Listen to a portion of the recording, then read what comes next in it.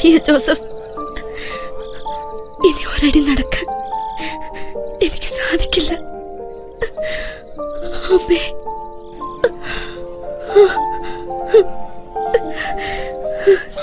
നീ ഇവിടെ ഇരിക്കൂ, ഞാനൊരു സ്ഥലം കണ്ടുപിടിക്കട്ടെ.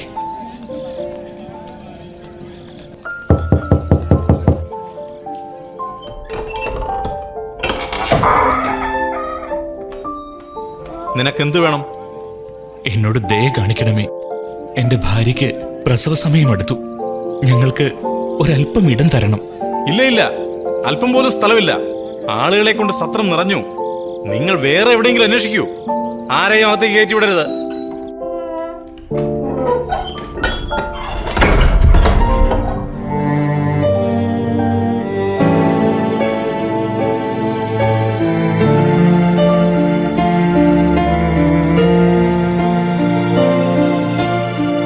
നമുക്കിവിടെ ഒരു മുറിയും ലഭിക്കില്ല.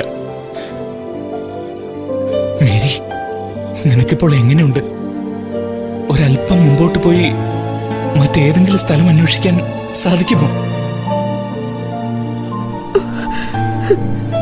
ഇല്ല, എനിക്ക് സാധിക്കില്ല.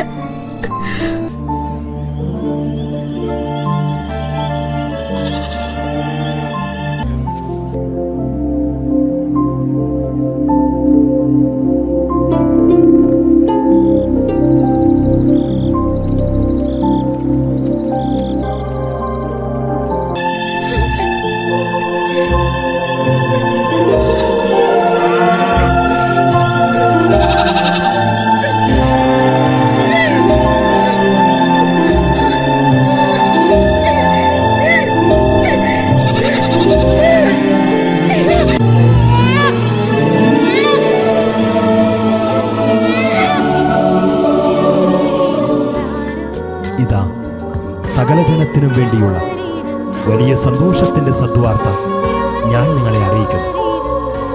ദാവീദിന്റെ പട്ടണത്തിൽ നിങ്ങൾക്കായി ഒരു രക്ഷകൻ, കർത്താവായ ക്രിസ്തു ഇന്ന് ജനിച്ചിരിക്കുന്നു.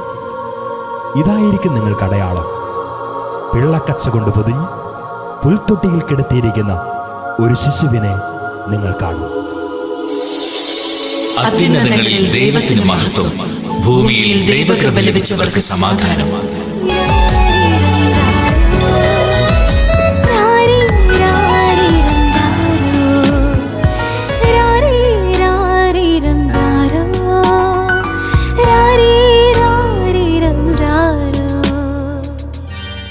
യഹൂദിയായിലെ ഒരു ഗ്രാമത്തിൽ ഒരു ധനുമാസത്തിൻ കുളിരും രാവിൽ രാപാർത്തിരുന്നു രജപാലകർ.